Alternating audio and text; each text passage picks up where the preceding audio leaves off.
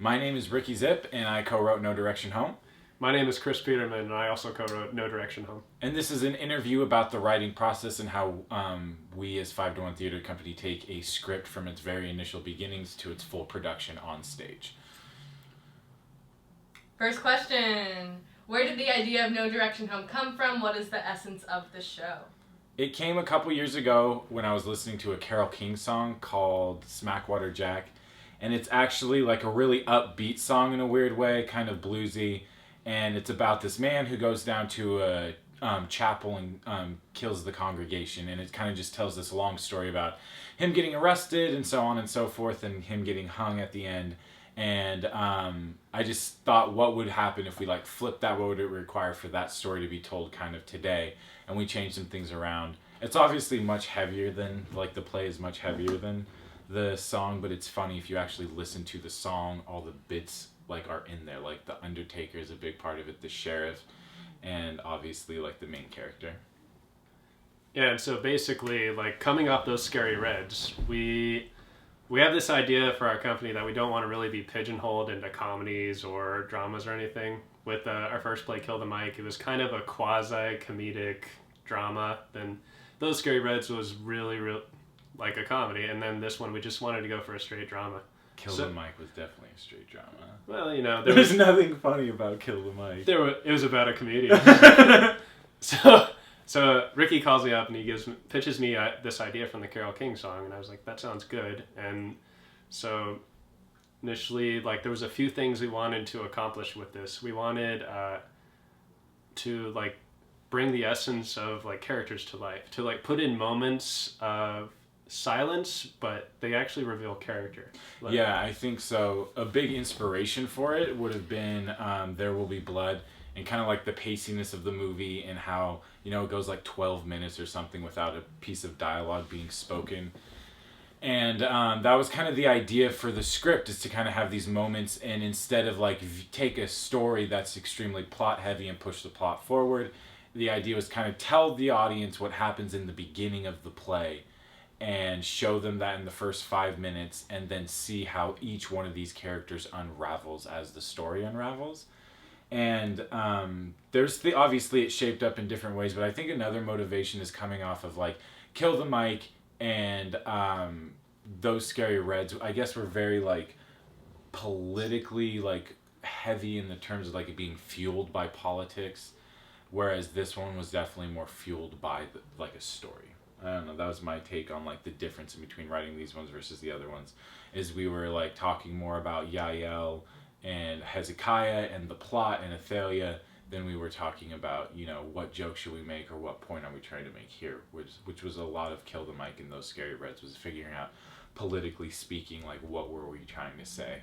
And this one was just more of like, this story is going to like express our ideas. Awesome. How did you decide the title of the play? Were there other titles? I was listening to a lot of Bob Dylan when I was writing it. I came up with a title and everyone gunned it down. I still feel like it's a better title. It's called And If I Don't Make It, and it's taken from a Bob Dylan song, and it's a genius title, to be totally honest with you, but sometimes genius gets ignored in its first inception, so everyone passed it up. Yeah. I guess titles are kind of, a lot of times, are the last thing we think of. Yeah. Like, it's almost like off the cuff, kind of like, what's this story about? Like, what kind of grabs at the essence? Yeah. Those Scary Reds was the first thing I ever thought of. Yeah. Like, I remember I was sitting in an American diplomatic history class, and I was like, oh, like, Renee had talked about doing like a satire about homosexuality. I was like, why don't we just do it in the Red Scare? That would be hilarious. And then we could call it, oh, Those Scary Reds. And yeah, that's just kind of how it came about. No Direction Home is probably not the greatest title for a play. I think it works. I think it's catchy. I think people remember it. But yeah, titles fucking suck. Yeah. Like writing titles and character names. Which Oh, is God, interesting yeah. because we spent more time on like the character names on this than any other play. We had this backlash because with Those Scary Reds, we had like man number 1, man number 2, man number 3, and woman number 1 and woman number 2. and we're like, fuck it, everyone complains about doing having man number one, we'll just spend a lot of effort. And we came up with actually really cool character names. They were all symbolic of their biblical characters from the Bible. Most of them are from the Old Testament. It gave the city its own weird little vibe with like Hezekiah and Yael and Athaliah and Hezekiah. I guess I already said that, but Yeah. Caleb and Joanna. But yeah, it all kind of came together, and all the names, even William Calcraft, who's not from the Bible, is like the most famous hangman in England, who has the most amount of deaths, and we talked about that a lot. And I told Chris, like, hey, we should go with biblical names from the Old Testament, and he really liked that idea. Yeah, it kind of goes with the theme of it's a small, very religious town, like tight-knit community, and we thought it'd be a little bit of subtext to throw in. Or just cool names. No one's brought it up. Yeah. No one, like, we like researched the names, and so like Yael is the woman in the Old Testament who kills King Herod and sets her people free. And that's kind of like, ooh, that's like a subtext. Yael kills the leader of the community, and she sets herself free in a weird way, but like she also sets the community free by having the community degrade. And, you know, Mara, her original name is Naomi, and she says at the end of the book, it's Ruth, I believe, she's talking to Ruth and says, you can now call me Mara, because Mara means to be made in spite of the Lord. Like you are in spite of him. And she says this because her husband is killed, so she's a widow, and Mara is the widow, obviously, in the play. And then Athaliah was the first queen of Judah, who was, and these are all like probably loosely, so someone who's a Bible historian says this, it probably won't be right. But Athaliah was one of the first queens of Judah who was so worried about conspiracies and keeping her power that she never actually, like, she was just ridden with paranoia. And so all these names had these things. My favorite was Hezekiah, who was the king of Judah and actually watched the fall of Jerusalem. So Hezekiah is sitting there as an outsider and watches the city fall. So we put all this time and energy into it, researched it a bunch, and no one said one word about it. We're still waiting for that thesis paper to come Yeah, out and exactly. ask us about the names. Exactly. Maybe. What do you want to do for your doctorate? I would like to do No Direction Home. No Direction Home. The symbolism of the Bible within the subtext. You'll notice of the, drama. names. Yes, one day. Was the writing process different for No Direction Home? What was the first thing you wrote? What was the last? The first thing I ever wrote was the monologue for Ezra that opened the play 2.5 years ago on a spiral notebook paper. And we actually wrote the play and finished it, and when I moved, Bree and I found it, and we pulled it out, and it was almost word for word exactly what I typed 2 years later. It's actually really weird. It starts off with "We are weak." And the play is much different, but yeah, the writing process was crazy, because it was hard to figure out exactly how delicate we needed to be, and kind of, you know, I guess like, if, you know, anyone's seen it or have heard about it, it's seen to be as like extremely heavy and dramatic and presses on you, not really a light moment, and it's just really dark. And yeah, like that was like we fully intended, I guess, to do that, and it took about 2 months of talking about the idea and writing it before we were like fully plunged in. Yeah, and as far as the writing process went, like every play and everything we do, we try to hone a better cooperative writing process. Like for the first play we ever did, Kill the Mike, like he honed in on a couple of characters he was good at. I honed in on the other characters we were good at, and we kind of like interchanged that. That was a mess. We had no idea what that we was were an doing. absolute mess. Then the next play, Those Scary Reds, we honed it a little better. Instead, we did like scene by scene and like kind of switched off. And then we found a very glaring problem that kind of came up with the actual production is you can tell there's a tonal difference from scene to scene because it's just different styles.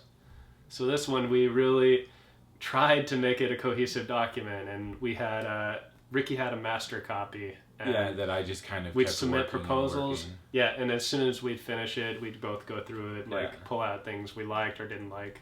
But that was also dependent upon the type of story that's being told too. Is like the play is like really rhythmic, and it's really like the language. Obviously, there's a lot of monologues, and it kind of goes and goes and goes. And it's like, I don't know if like the language of the play and the style of speaking is different than like others, it seems like. So like it needed like that one tone of voice. especially a drama.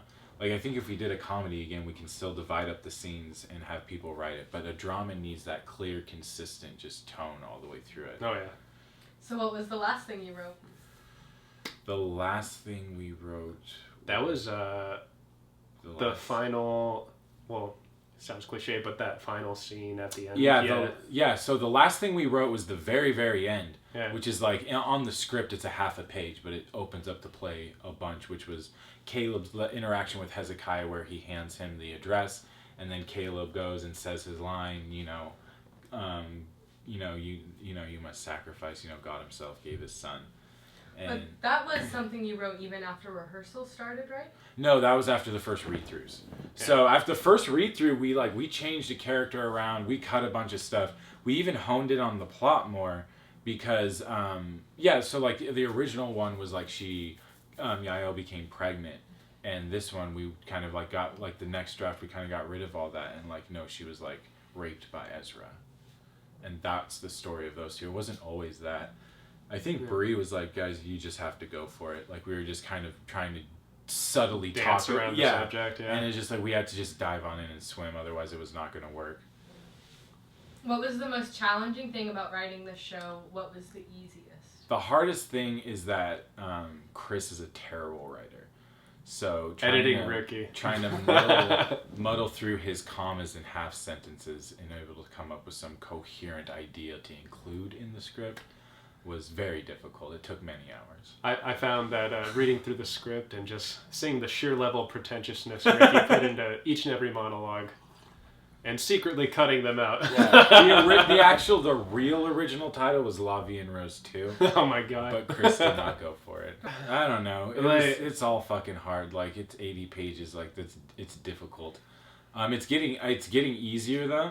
I remember when Chris and I wrote Kill the Mic, we wrote 45 pages, and we just sat back and like, no human being could ever produce more words than what we just did. It is physically impossible. There's no more story. Yeah, exactly. The story's done forever. There's nothing there. Each character arcs perfectly, and that's all I can do, and I don't want to look at writing for another 6 years. Yeah. But it gets better and better, and like actually producing the material in just the length of the material, let alone you want it to be obviously good. Just producing length is a skill in and of itself. And yeah, that's something that I think we're still learning. We'll always be learning how to make it longer but tighter still. And like doing something that's 2 hours but just like really clean and really smooth would be amazing. Having like a full actual big boy play. And yeah, that's something that would be really amazing without fluff. Like there's even things in No Direction Home where you can pull this scene and you can pull this scene and it would be better. You wouldn't tell the whole story, but as far as its tightness, it would be better. But so that's something we'll always get better at, I guess. Yeah, and the more you do it, I think, it's like you brought up the 45-page thing. Like that used to be such an endeavor that took months just to get to 45 pages, and then now it's like, oh, I hit 48. Yeah, I guess I got a few more things. You've already touched on this a little bit, but what were the original drafts like, and why did they change? Awful. Yeah, they changed because they were bad. So bad. But like content-wise, I guess, or just talk about the read-throughs, drafts before the read-throughs. We cut 6 pages from the one we opened rehearsal with was 76 pages. The one we closed rehearsal with was like 69. So we cut about 6.5 pages, and a lot of that was lines here, lines there. Cutting scenes in half. The biggest tool for editing for scripts is stand it up, and then like that's when you're gonna know what's working. Some things just physically don't work. Like this doesn't work here. Like it's just not working out, and we need to either move it or take it away. But even what we hit rehearsals, and with no intermission, we changed that. We hit rehearsals with a third measurement scene. We cut that and moved an exit 15 pages ahead, or about 5 or about 10 pages ahead. And yeah, completely changed it around, cut the whole scene, and then we rewrote the scene and then rewrote the rewrite. And that was all within like the rehearsal process. So like the very first draft was, I think we read, for the first time we had a first read through with an entire script. Yeah, it was about 80 pages. A lot of it was boring. Yeah. And a lot of it was just like repetitive. But through that, it's not necessarily that it was bad, is it was just foggy. And then editing, what you do is you just provide clarity to everything. You don't want to edit yourself out of the idea, or you're going to have a hollow play. So you don't want to take everything out, but just kind of clarifying everything and making sure it's stronger and better and that it actually needs to be in there. Cool. You've again already kind of touched on this, but if you have something to elaborate, what is the writing process like between you two? What do you think your skills are? What do you think the other person is good at? My skill's writing. I'm good at writing. I don't know what Chris is good at. Okay. It's a little bit difficult because we both kind of live out of town, but I don't know. I guess we can go like from point A to point Z of writing. Like we'll come together. Like usually one of us will pitch an idea, and then if we like it, we'll discuss it over beer for a long, long time. Yeah. It's usually I come to Chris. I'm like, here's what we're writing next. And then I throw this giant idea at him, and he's like, all right, Ricky, let's start making this have sense to it. Like, let's bring Rash into this. I was like, I want to do this giant play about, homosexuality and make it like the Red Scare, and we'll talk about everything in the 1950s. And Chris is like, yeah, well, we need characters, and we need a story. I was like, no, we just make jokes, and it's going to be fine. Just trust me, it'll work. Hey, now our jokes. Yeah, and then it was just like, and then he's like, no, we need, a plot. So I always felt like, yeah, Chris is able to, like, make things for me that are more ambiguous and, like, concrete those down. I was like, and between those Scary Reds and No Direction Home, like, I know those Scary Reds, we had a few days where we just could not get the plot going. Yeah. Like, every idea we had, had a funny premise, and it just wasn't good enough. That's about it. I gave Chris like a 45-page like treatment, like so this like it was like the first little bit, and then kind of a list of where I wanted the story to go with ideas, and I gave it to him, and the first thing we both decided was that we're gonna have to throw this away and start completely from scratch. And so those Scary Reds, the first step was erasing everything and starting again, and that was really nerve-wracking. And honestly, like getting started on No Direction Home, that one was kind of easy because basically the initial premise Ricky brought to me was, here's this Carole King song. It's about a guy walking into a congregation shooting them. I want someone to walk in and shoot the preacher in the first scene. And I was like, oh, that sounds pretty awesome. Yeah, and it kind of and it just gets better and better. Like the reason we stopped Kill the Mic is because we were running out of ideas. No Direction Home kind of like it did come about pretty easily. Like it was all there naturally. It felt like. Cool. Yeah. Chris, what was the thing that surprised you the most about the final show compared to the drafts that you had worked on? Well, I guess I'm in an interesting position because due to the distance, I do a lot of work on the initial script, and then me and Ricky work on that for a couple months, and then it's kind of handed off to the rest of the company to put on and so forth and like make the play. So I get to see, I know what it is originally, like when the draft goes out, and then seeing the play actually put on, like I was blown away at how much better it was than I initially thought. Not that I thought it would be bad, but just like seeing it live and seeing like the talent, like they did a really good job. Yeah, it's all the acting. They make it like they make the show. And Ricky, what surprised you most about the rehearsal process? That the cast, like once like, and it sounds stupid and cheesy and like, oh, you're supposed to say that, but no, when Bree and Anna and Tall Sam and I made the cast at like 1 a.m. on the second days of auditions, we had to do a callback. And we had to work a couple more pieces. But it's kind of like you're sitting there and like you worked on the script, you believe in the script, and then you have this cast and it's like, well, fuck, like how do you screw this up? And it sounds like exactly what someone's supposed to say, but like from top to bottom, this is like the strongest cast ever. It's amazing. Like down to like Jacob, who's the smallest part. Alex does it great, and up to obviously like Matt and Bria, who are the largest parts, and like everyone in between that is just phenomenal. Awesome. Last question. Do you have a favorite character or line or scene or all of the above?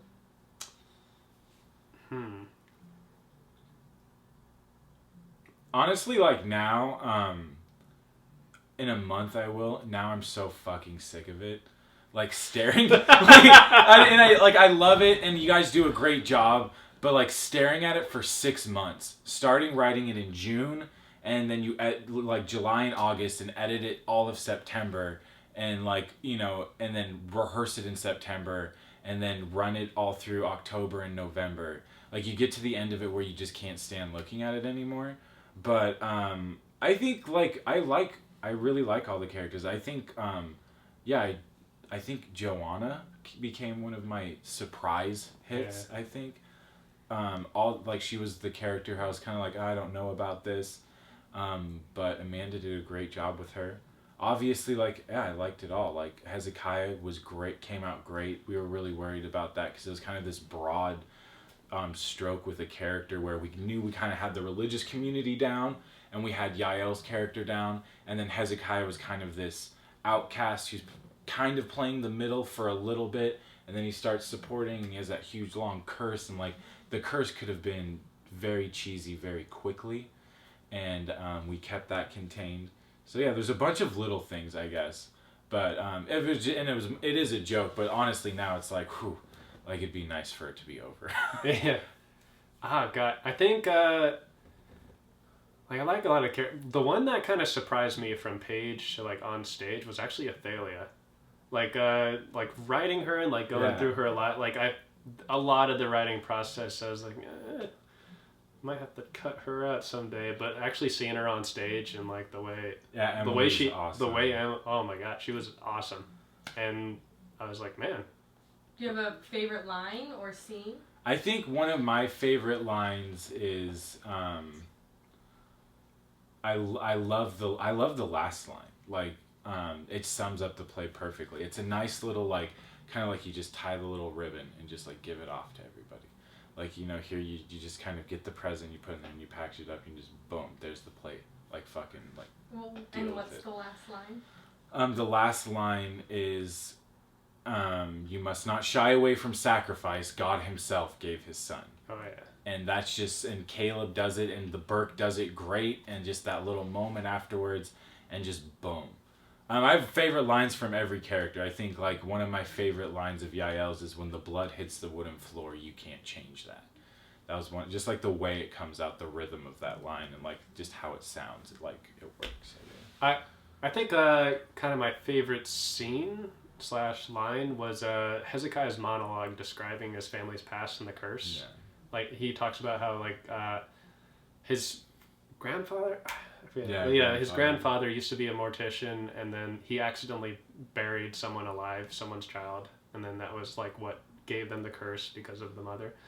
And I think the reason I like it the most is like it's almost taboo to just have a couple characters sit there on stage and talk, but like the story is so like good that I didn't even notice they were sitting there for like 5 minutes telling the story. Yeah.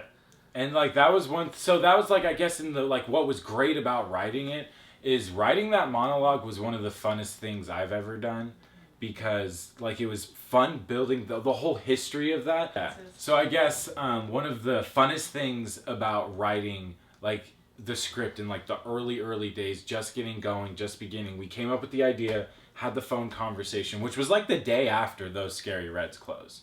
I called Chris up and I was like, we got to start working on this. He said it was good. We talked about ways to make it an actual like story with characters and moving those pieces around.